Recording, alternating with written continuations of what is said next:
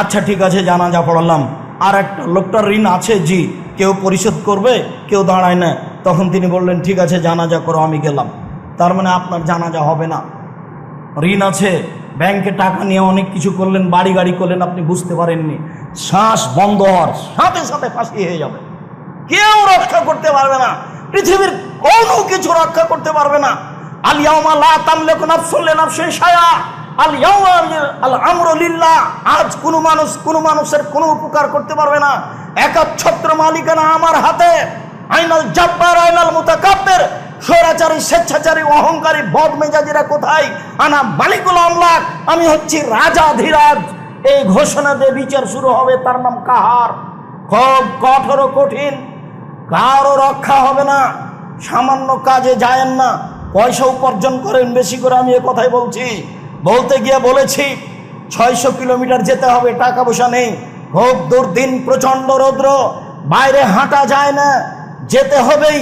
রাসূল আদেশ করেছে, খানা পানি নেই, কিছুই নেই, গাছে ফল পেকে এসেছে মাত্র। দুর্দিন আর দুর্দিন, প্রচন্ড রৌদ্র, মাঠে না রাস্তায় নামা যায় না, যেতেই হবে। কালকে আদেশ, ওমর কি দিতে পারো? অর্থ সম্পদের অর্ধেক দিলাম। ভালো কথা, আজকে সবকে ঠকিয়ে দিব। ওমরের হিসাব। আবু বকর সিদ্দিক কি দিতে হবে? আবু বকর সিদ্দিক রাদিয়াল্লাহু তাআলা বলেন, আপনাকে আর আল্লাহকে বাড়িতে রেখে যা আছে সবই দিয়ে দিলাম। হতে পারে যে ভ্যান ভাড়া হবে না, তবে তিনি যা বলেছেন এই বাক্য ডিঙ্গিয়ে পৃথিবীর কোনো মানুষ আর আগে যেতে পারবে না। ও দিয়ে ভ্যান ভাড়া হবে না। উসমান কি করতে হবে? উসমান বলেন, আল্লাহর নবী, যত মানুষ তাবুকের যুদ্ধে যাবে সমস্ত মানুষের অর্ধেকের যাতায়াত খরচ, খাওয়া খরচ আমি দিব। তার মানে 30,000 মানুষ আছে, 3 মাস লাগবে যেতে আসতে। 15,000 মানুষকে 3 মাস খাওয়াবেন। 15,000 মানুষকে 15,000 উঁট দিবেন। একটা উঁটের দাম যদি 1 লক্ষ টাকা হয়, তাহলে 15,000 উঁটের দাম কত? তার নাম ধনী। কখনো আপনি ছেলে মেয়েকে নিঃস্ব করে ছেড়ে যাবেন না। আল্লাহ নবী বলছেন যে ছেলে মেয়েকে নিঃস্ব করে ছেড়ে যায় না, যে আর একজনের কাছে হাত পাতবে, সাবধান। হাদিস বুখারী মুসলিম। আল্লাহ নবী বলছেন, দেওয়া হাত খান গ্রহণ করো, নেওয়া হাত খান গ্রহণ করিও না। দেওয়া হাত খান ভালো, নেওয়া হাত খান খারাপ। দেওয়া হাত খান দানশীল, নেওয়া হাত খান ভিক্ষুক। কোনো সময় নেওয়া হাতটা গ্রহণ করবে না, দেওয়া হাতটা গ্রহণ করিও, জীবনে সফলতা অর্জন করতে পারবা। তাই তিনি বলছেন দিন মজুরকে দান করতে হবে, মানে দেওয়া শিখো। যে যা টাকা পয়সা দিচ্ছেন ছেলে মেয়ের হাত দিয়ে দেওয়াবেন, ছেলে মেয়ে দিতে শিখুক। আপনার অবর্তমানে যেন ছেলে মেয়ে মুসাফিরকে খাওয়াতে পারে, অসহায় মানুষকে খাওয়াতে পারে। আপনার বাড়ির নাম হবে মেহমানখানা। যেমন আপনার বাপের অভ্যাস ছিল, আপনার দাদার অভ্যাস ছিল, ওই গতিতেই ফিরে যেতে হবে। শতদিন বলেছি, মনে রাখবেন, হালাল স্পষ্ট, হারাম স্পষ্ট। কেউ যদি সন্দেহের মধ্যে পড়ে যায় তাহলে পরকাল হারিয়ে গেছে। সন্দেহ থেকে বাঁচতে হবে। কার রাই রাখালের মতো, ইয়া রাহাল আল হেমা, যে রাখাল আইলে গরু চড়াচ্ছে, সম্ভাবনা রয়েছে আইলে গরু চড়ালে গরুতে ধানে মুখ দিতে পারে। আইল বুঝেন কি না আমি জানি না। আল্লাহ নবী বলছেন আইলে গরু নিয়ে যায় না, গরু থাকতে থাকতে ধানে মুখ দিতে পারে। ঠিক তুমি সন্দেহযুক্ত রুজি উপার্জন করিও না, তুমি বিপদে পড়ে যাও। মনে রেখো, আলালে কুল্লে মালিকিন হেমা হেম আল্লাহ মহারে মোহ। আল্লাহর একটা সীমারেখা রয়েছে, মানুষের একটা, দেশের একটা সীমারেখা রয়েছে। বাংলাদেশ শুরু হলে ভারত শেষ হয়, ভারত শেষ হলে বাংলাদেশ শুরু হয়। আর আল্লাহর সীমারেখা হচ্ছে হালাল হারাম, হালাল শেষ হলে হারাম শুরু হয়, হারাম শুরু হলে হালাল শেষ হয়। এরপরে তিনি বলছেন, মনে রেখো, মানুষের শরীরে একটা টুকরা রয়েছে, যতক্ষণ পর্যন্ত টুকরা ভালো আছে, মানুষটা ভালো আছে, ওই যে ফাসাদাত ফাসাদাল জাসাদু কুল্লুহু, যখন ওই টুকরা খারাপ হয়ে যাবে গোটা মানুষটাই খারাপ হয়ে যাবে। আলা ওয়াহিয়াল কালব, মনে রেখো সেটাই অন্তর। যার অন্তর ভালো তার সবই ভালো, যার অন্তর খারাপ তার সবই খারাপ। যার ভিতর ভালো তার সবই ভালো, যার ভিতর খারাপ তার সবই খারাপ। আপনার সাথে বলে গেছে একরকম, ওটা মুখে বলেছে, ভিতরে আর একটা ছিল, সেই সবচেয়ে খারাপ মানুষ বলে রাসূল সাল্লাল্লাহু আলাইহি ওয়াসাল্লাম উল্লেখ করেন। হালাল রুজির ব্যাপারে বাহির ভিতর সবটা সমান হতে হবে। আল্লাহ তুমি তৌফিক দান কর, আল্লাহুম্মা আমিন। আল্লাহুম্মা সাল্লি আলাইহি আল্লাহুম্মা বারিক আলাইহি। আলহামদুলিল্লাহি ওয়াহদা ওয়াসসালাতু ওয়াসসালামু আলা মান লা নাবিয়্যা বাদা।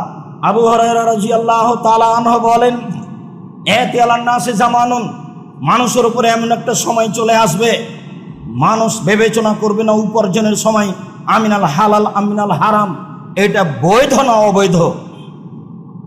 তার উপার্জনের ব্যাপারে কোনো বিবেচনা থাকবে না, চিন্তা ভাবনা থাকবে না। এই হাদিসটা আবার বুখারী মুসলিমে এইভাবে এসেছে। আনাস রাদিয়াল্লাহু তাআলা আনহু বলেন, রাসূল সাল্লাল্লাহু আলাইহি ওয়াসাল্লাম বলেছেন, লাল ফাকরু আখশা আলাইকুম, তোমরা দরিদ্র হয়ে যাবে এ ভয় আমি করি না। আমার উম্মত দরিদ্র হবে এ ভয় আমি করি না। আমার উম্মত ধনী হয়ে যাবে এ কথাই ঠিক, কেউ ভিক্ষে নেবে না সেদিন চলে আসবে। তবে আমার ভয় হচ্ছে যে বসে তালাইকুম দুনিয়া কামা বসে মান কানা কাবলাকুম, তোমাদের সামনে পৃথিবী উপার্জনের প্রযুক্তি তুলে ধরা হবে। দেখা যাবে প্রযুক্তি আর প্রযুক্তি, টাকা আর টাকা, তখন তোমরা এইসব টাকার পিছনে পড়ে যাবা। তুহলিকুম কামা হালাকাতহুম, তোমাদের এই টাকা তোমাদেরকে ধ্বংস করে দিবে, যেমন পূর্বের মানুষকে ধ্বংস করেছে। তারাও এইভাবে প্রতিযোগিতার উপার্জনে রেগেছিল, এইভাবে মেশিন টিপলে রাতে রাতে টাকা, বুঝলো না যে উপার্জন করছে কোথায় হালাল আর কোথায় হারাম, কারো বিবেচনার হিসাব নাই।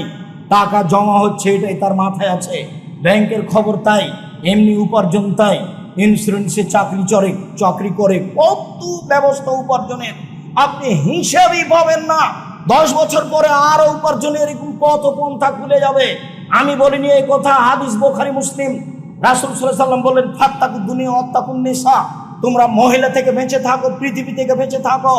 মহিলা যেমন মানুষকে বিপদে ফেলতে পারে, পৃথিবীর টাকা পয়সা মানুষকে বিপদে ফেলতে পারে, এই কথাই ঠিক। তাই তিনি বললেন, পৃথিবী থেকে বেঁচে থাকো, না বুঝে পৃথিবী উপার্জন করে নইলে তোমাকে ধোকায় ফেলে দিবে। আর দুনিয়া হলো অতুন খাজেরা, পৃথিবী হচ্ছে মিঠা বস্তু, সাবধান।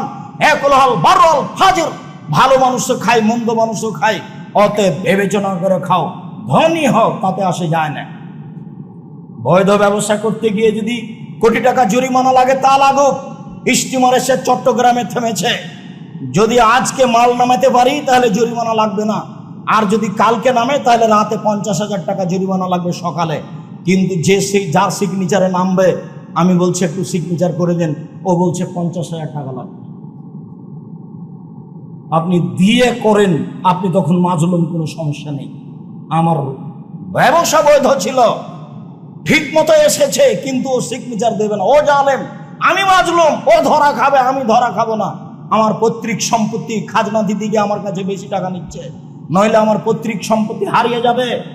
আমি মাজলুম, যে নিচ্ছে সে জালেম, জবাবও দিবে। আপনি টাকা দিয়ে পৈতৃক সম্পত্তি রক্ষা করেন, তখন আপনি জালেম নন, তখন আপনি মাজলুম। সম্মানিত দিনী ভাই বোন, বিবেচনা করেই উপার্জন করতে হবে, নইলে পরকাল হারাবে। আনাস রাদিয়াল্লাহু তাআলা আনহু বলেন, রাসূল সাল্লাল্লাহু আলাইহি সাল্লাম বলেছেন, মনে রেখো 4টা জিনিস আছে, যদি তোমার থাকে তাহলে তোমার সব কিছু আছে, মনে রেখো। আর এই 4টা যদি না থাকে তাহলে তোমার সব কিছু হারিয়ে গেছে, এটা মনে রেখো। 4টার একটা হচ্ছে ইফাতুন ফি তুমাতিন, বৈধ রুজি। বৈধ রুজি যদি থাকে সব কিছু আছে, ইহকাল আছে পরকাল আছে। আর যদি বৈধ রুজি না থাকে তাহলে সব হারিয়ে গেছে, ইহকালও গেছে পরকালও গেছে। বলছিলাম সম্মানিত দিনী ভাই বোন, বৈধ রুজি, রুজি যদি অবৈধ হয় সব কিছু হারাবে, এ কথাই ঠিক। জাবের রাদিয়াল্লাহু তাআলা আনহু বলেন, রাসূল সাল্লাল্লাহু আলাইহি সাল্লাম বলেছেন, কুল্লু লাহমিন নাবাতা মিনাস সুহতে কানাতিন নার আওলা বিহি, যেই শরীর হারাম উপায়ে বাড়ে তার জন্য জাহান্নাম যথেষ্ট। রাসূল সাল্লাল্লাহু আলাইহি সাল্লাম বলেন, লা ইয়াদখুলুল জান্নাতা জাসাদুন গুযিয়া বিল হারাম, যেই শরীর হারাম উপায়ে বড় হয় সেই শরীর জাহান্নামে যাবে। রাসূল সাল্লাল্লাহু আলাইহি সাল্লাম বলেন, হারামাল্লাহুল খামরা ওয়া সামানাহা, আল্লাহ তাআলা মদ হারাম করেছেন, তার ক্রয় বিক্রয় হারাম করেছেন। অল খিনজির ওয়া সামানাহু, শোর হারাম করেছেন, তারা ক্রয় বিক্রয় হারাম করেছেন। অল মাইতাতা, মরা প্রাণী হারাম করেছেন, তার ক্রয় বিক্রয় হারাম করেছেন। অল আসনামা, পুতুল হারাম করেছেন। পুতুল বাড়িতে রাখবেন না, সেটা প্লাস্টিকের হোক, যেটাই হোক না কেন, সেটা কাগজের হোক পলিথিনের হোক, পুতুল যেন কোনো প্রকার আপনার বাড়িতে না থাকে, তার আপনি ব্যবসা করবেন না। এর যত কত পন্থা আছে সব হারাম। রাসূল সাল্লাল্লাহু আলাইহি সাল্লাম বললেন, লা তাবিউল কায়না, গান বাজনা বাদ্যযন্ত্রের মাধ্যম ক্রয় করিও না, বিক্রয় করিও না। ওলা তাস্তারুহুন না, গান বাজনা বাদ্যযন্ত্রের মাধ্যম ক্রয় করো না। ওলা তুআল্লিমুহুন না, তোমরা গান বাজনা বাদ্যযন্ত্র শিখিয়ে দিও না। হেডমাস্টারই চলে না, গান বাজনা বাদ্যযন্ত্র ছাড়া। রাসূল সাল্লাল্লাহু আলাইহি ওয়াসাল্লাম টোটালি না করে দিলেন। তারপরে তিনি বললেন সামানুহুন্না হারাম, এর মাধ্যমে যত পয়সা উপার্জন হবে সব হারাম। টাকা ছিল আপনার পৈতৃক সম্পত্তি বিক্রি করা, ওই যে দোকানে টাকা, আপনি সারা রাত সারাদিন চেষ্টা করে ব্যবসা করছেন, কিন্তু দোকানে টিভি ল্যাংটা মেয়ে নাচে, সবকিছু হালাল ছিল, ওর কারণে হারাম হয়ে গেল। আপনি হয়তো বা বুঝতে পারছেন না। রাসূল সাল্লাল্লাহু আলাইহি ওয়াসাল্লাম এভাবে বলেন। সম্মানিত দ্বীনী ভাই বোন, হারামের সবচেয়ে বড় পথ হলো সুদ।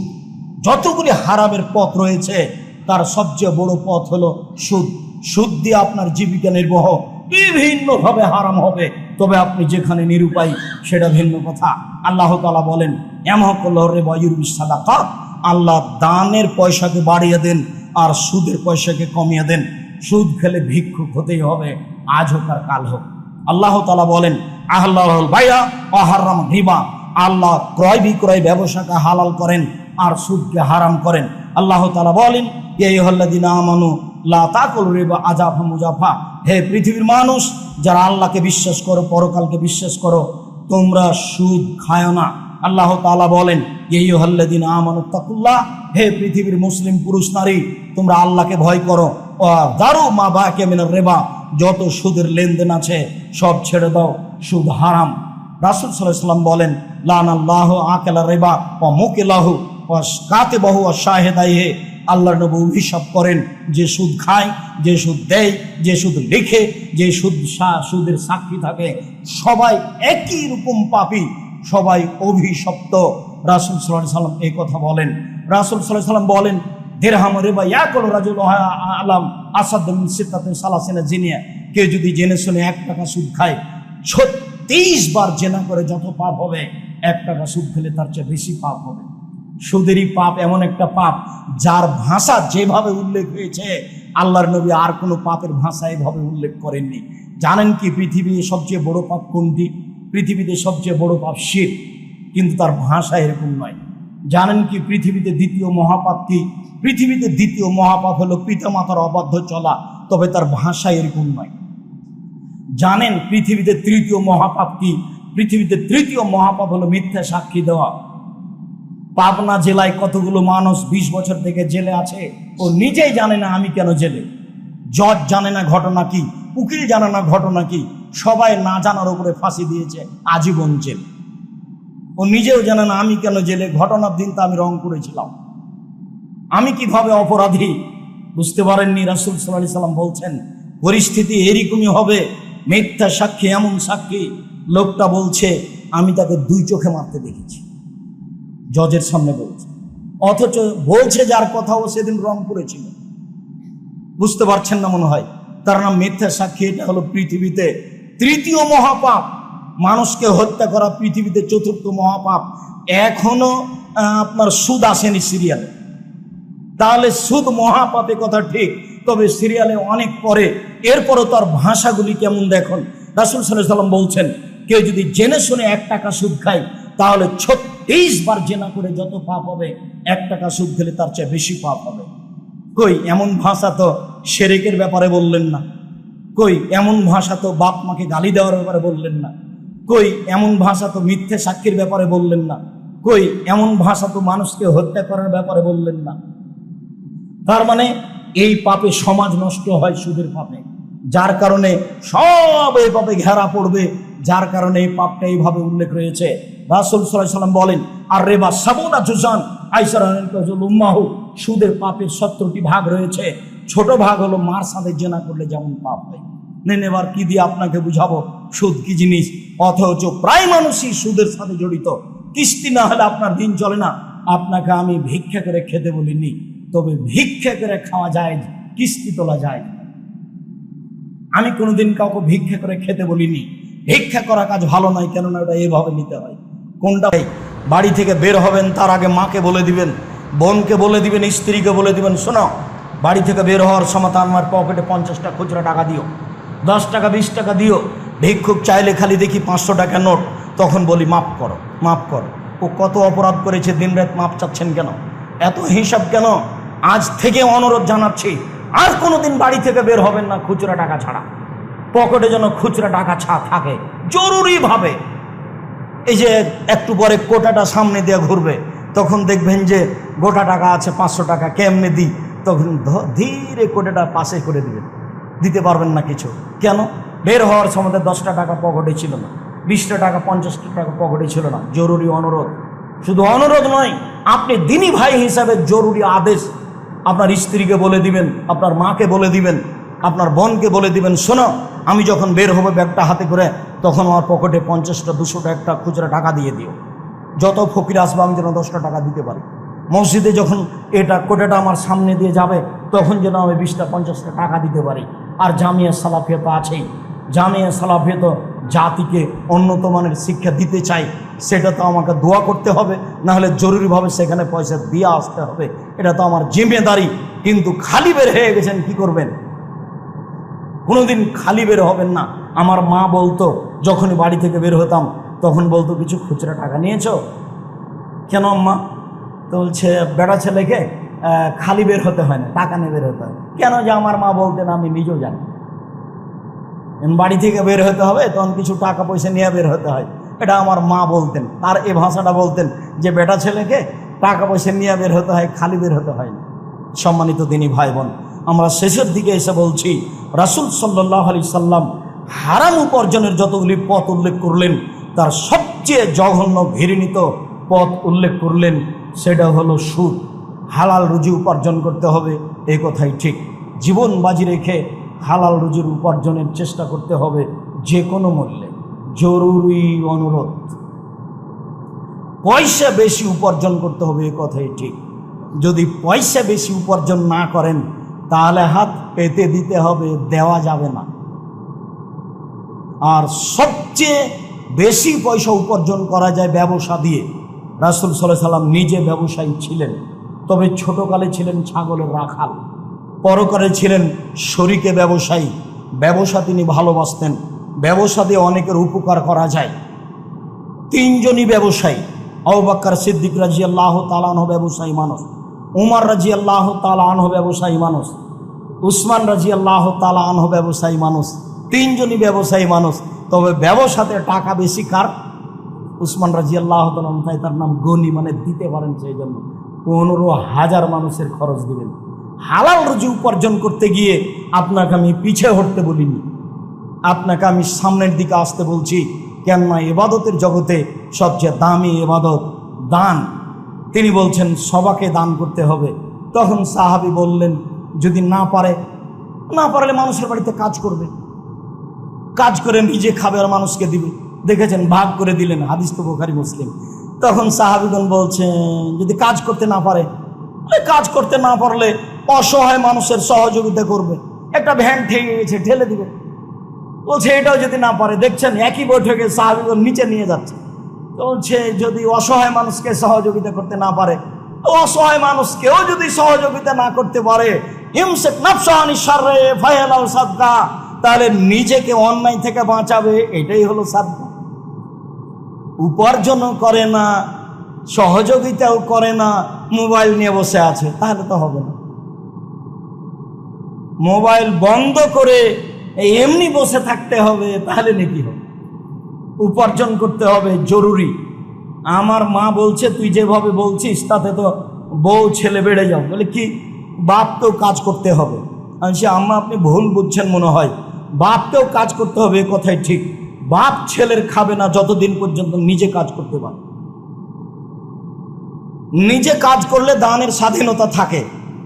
এখন ছেলেকে বললাম, আব্বা 500 টাকা দাও তো আব্বু, আমি অমুককে দিব, তো ছেলের কাছ থেকে নিয়ে দিতে হলো জামিয়া সালাফিয়ায়। আরে আমি নিজে উপার্জন করি, আমার বয়স 80 তো ঠিকই আছে, আমি উপার্জন করি 20 টাকা, 10 টাকা দান করি, 30 টাকা আমি উপার্জন করি, প্রয়োজনে ছেলের একা দিই।